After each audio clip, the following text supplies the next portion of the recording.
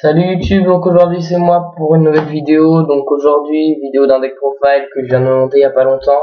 Un deck profile qui se base sur l'archétype, un archétype en tout cas, de la nouvelle extension, donc Return of the Duelist. Deck Girgia. Il y a plusieurs types de deck Girgia, Girgia pur, etc. Personnellement, je joue le deck Girgia Karakuri OTK. Voilà, qui est basé sur un OTK que je vous expliquerai à la fin de la vidéo. Donc on va commencer. Donc tout d'abord 3 Girgia armure. Pour ceux qui ne connaissent pas, une fois par tour on change cette carte en position de défense. On peut changer cette carte en position de défense aux arceaux, et lorsqu'elle est retournée face recto, on peut ajouter un monstre Girgia armure exclu puis notre deck à notre main. Donc c'est la carte qui va permettre de lancer l'OTK. Ensuite 3 Girgia accélérateur, carte très importante dans l'OTK aussi. x3, voilà, qui se spé dès qu'il y a un Girgia sur le terrain autre que lui. Il me semble que c'est ça. Non, même pas, si, juste un Girgia, donc voilà, c'est très fort. Ensuite, 2 Girgia Arsenal, c'est la seule proxy que j'ai, que j'ai quoi, simplement dans le deck. 2 parce que 3, franchement, ça sert à rien. Déjà 2, voilà quoi, parfois c'est une carte morte en main. Tout simplement, ça permet d'ouvrir, en fait, si on n'a pas Girgia armure. Voilà. Donc ça permet on sacrifie, on invoque spé un Girgia excepté lui puis notre deck sur le terrain, bien sûr. Donc voilà, en position de défense, pas très tôt. Voilà, ensuite la base Mechabot, donc 3 ravitailleurs qui permet, par exemple, si on n'a pas l'OTK, qui nous permet de quand même de faire son petit effet et d'aller chercher la forteresse. Ça va permettre quand même d'avoir un monstre à 2005 à invoquer quoi. Puisqu'on a souvent des machines en main quoi, c'est à chaque fois c'est sûr quoi, donc bon voilà. Puis milieu sans attaque c'est pas négligeable, niveau 4, donc voilà. Ensuite 3 forteresses qui est très très forte, même si par exemple si on a vraiment pas de main quoi, et qu'on a par exemple le synthoniseur Karakuri en main qui ne servent à rien puisque le combo veut, enfin pour faire l'OTK faut qu'il soit dans le deck, bah on peut quand même placer ma forteresse. Le seul petit bémol avec la forteresse, c'est que quand elle est au cimetière et qu'on la spé depuis le cimetière, on fait du -2. Et quand on l'a en main, on fait du -1, -1 temporaire, -2 quand elle est plus sur le terrain. Donc bon, -1, voilà. Donc c'est pas une carte qui permet de faire du gros CA, quoi. C'est juste une carte qui permet parfois de faire mal à l'adversaire, quoi, simplement. Parce que 2005 d'attaque, c'est fort. Ensuite, la base Karakuri de Nishipashi. Et un Seizan, voilà, 3 caractères que je joue, c'est ceux qui me servent à faire l'OTK. Ensuite 2 Burnman qui peut permettre aussi lui aussi de lancer cette OTK, voilà, puis c'est un synchro niveau 3, donc si on n'a pas de main ça peut permettre de faire des synchros pour gérer l'adversaire tout de même. Et puis 2 Veiler, je joue plus 3 Veiler, mais 2 restent quand même pour moi nécessaires, parce que on sait pas trop à quoi s'attendre dans le prochain format, mais bon. Voilà, ça va rester fort contre tous les decks pour moi qui vont arriver. Même contre Girgia, ça permet de stopper un OTK. Contre Wind-Up qui va rester joué, ça permet de gérer. Enfin, pour moi, ça reste fort. Voilà. Même contre Agence, c'est assez craqué. Enfin voilà. Pour les magies, je joue les staples, donc Darkhold, Reborn, Eevee, Duke. Voilà, les 4 gros staples, j'ai envie de dire. Ensuite, 3 Mystical, puisque deck Rush, forcément 3 Mystical, voilà. Donc New Ban, hein, donc forcément 2 pots. 2 pots suffisent largement, même c'est pas une question de restriction de ban, c'est pas pour ça que je joue à 2.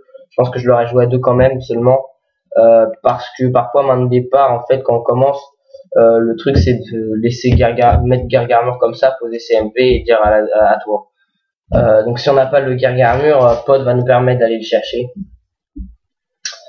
Ensuite, pour les trappes, je joue quand même 11 trappes, donc il me semble c'est ça. 7, 8, 9, 10, donc voilà. Et 21 monstres, 9 magies et 10 pièges. Donc la troupe des solemnes, de Warning and Judgment, de Torrential. Voilà. Parce que quand on fait l'OTK, après si l'OTK ne passe pas, et que l'adversaire arrive à nous gérer notre terrain avec un Darkhold ou un truc dans le genre, on n'a plus de main en général, enfin on a moins de cartes en main quoi. Donc Torrent c'est bien. 2 bottom. Forcément. 2 Findish, voilà, 2 Veiler et 2 Findish. C'est très très bien pour moi. Permet si l'adversaire invoque un gros ton tour 1 et que j'ai mon Jar Jar Mur, je veux pas qu'il soit détruit, car sinon je peux pas faire le PK, je fais finish sur son monstre. Ça permet de faire de placer les monstres en tout cas. Et une Starlight. Voilà, une Starlight très fort aussi. Hop. Voilà, donc pour l'extra deck, je vais vous montrer vite fait. Alors, un Bourraido, voilà en 8, un Scrap D et un Stardust en 8. En 7, 3 Bourreilles et un Black Rose. Voilà, 3 Bourreilles qui vont permettre de faire le dégât. Et en 5, un Catastor. En X6, 2 Giant X. J'en ai pas 3, mais même si je l'avais x3, je pense que je le jouerais que en x2. Simplement, ça suffit, je pense. Voilà.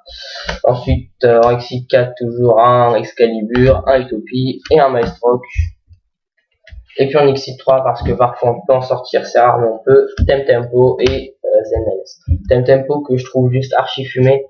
C'est juste infâme, surtout qu'en ce moment tout le monde joue les Maestroc, les Utopies, tout ça, les Excalibur, ça permet de un truc tout con quoi. Si son Excalibur il a tous les matériels, on fait Tempo, on lui enlève un matériel, puis peut activer son effet, Tempo passe à 2002, c'est juste archi craqué dans le faire. Voilà. Donc je vais vous expliquer vite fait le combo du deck. Alors en gros, pour ceux qui connaissent pas, parce que voilà c'est un nouvel archétype, je vais expliquer assez rapidement. Je vais essayer, je vais faire une main, voilà, je vais faire une main vite fait, voir si j'ai le combo, ce serait bien pour la vidéo. Tac, hop, hop, mélange bien parce que hop, comme ça, tac, tac, tac, et voilà. Donc en gros, on l'a, là c'est gérable. Donc voilà, la main, hop, donc on peut éventuellement en fait, je vais faire peau, tac. Voilà. Donc ce que j'ai là, c'est pas trop mauvais. C'est pas trop mauvais. Bon, en fait, le but du deck, c'est d'avoir Jar Jar Mur tour 0.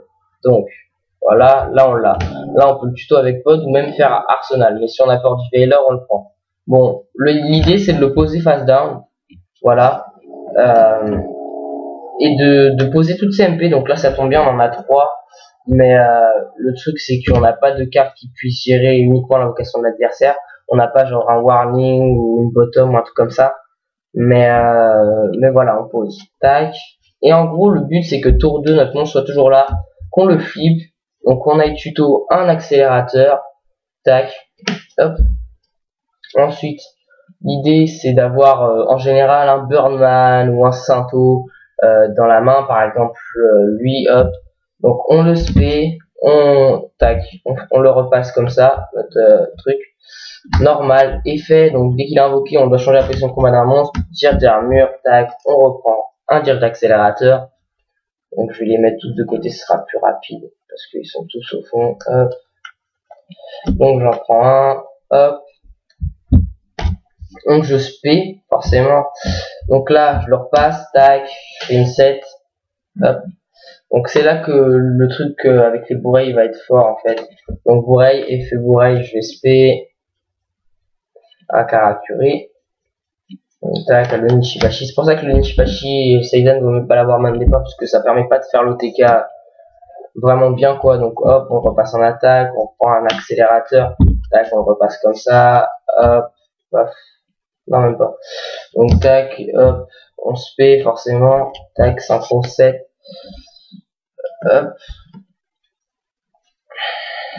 On 7 encore donc. Tac. Effet. On va chercher le chien de garde. Hop. Effet du bourreil. Je sais même pas s'il m'en reste un. Non, il m'en reste pas, mais ça peut permettre d'aller chercher, je sais pas moi, par exemple, un autre quoi. Un Jar Jar Snap par exemple. Ou un Jar Jar, c'est comme vous voulez. Voilà, donc là on se retrouve avec un terrain assez bien, entre guillemets, je pense. Voilà, donc on fait X4. On fait Jar Giant X, tac, effet Jar Giant X, on détache, on prend un Jar Jar accélérateur, tac, on le spé, on refait un Jar Giant X, ou même un Excalibur, c'est comme vous voulez. Et puis bah là, j'ai envie de vous dire qu'il reste un bourreil pour passer le monstre de l'adversaire en attaque s'il est en def, que ce soit un Reaper ou une connerie dans le genre, et que là on tape à 5002. 9002 et 11005. Voilà. Bon, c'est assez fumé. L'idée du deck en fait c'est d'avoir Jar Jar Mur main de départ, tout simplement. Voilà, donc je vous ai montré vite fait l'OTK pour ceux qui voyaient pas trop le but du deck et qui connaissaient pas trop la nouvelle extension. Pour ceux qui connaissaient la nouvelle extension, je m'excuse parce que c'est un petit peu long à expliquer. Voilà, mais si vous avez aimé l'idée du deck et cette OTK, parce que c'est la principale look du deck à faire, et ben mettez un petit pouce bleu, ça me fera plaisir. Si vous avez des questions sur comment tourne le deck, etc., n'hésitez pas à les poser. Si vous avez des questions sur certaines cartes, n'hésitez pas à les poser non plus. Et le choix des cartes, etc. Voilà. Donc bah c'est tout pour moi. Donc je vous dis à plus YouTube pour une prochaine vidéo. Bye.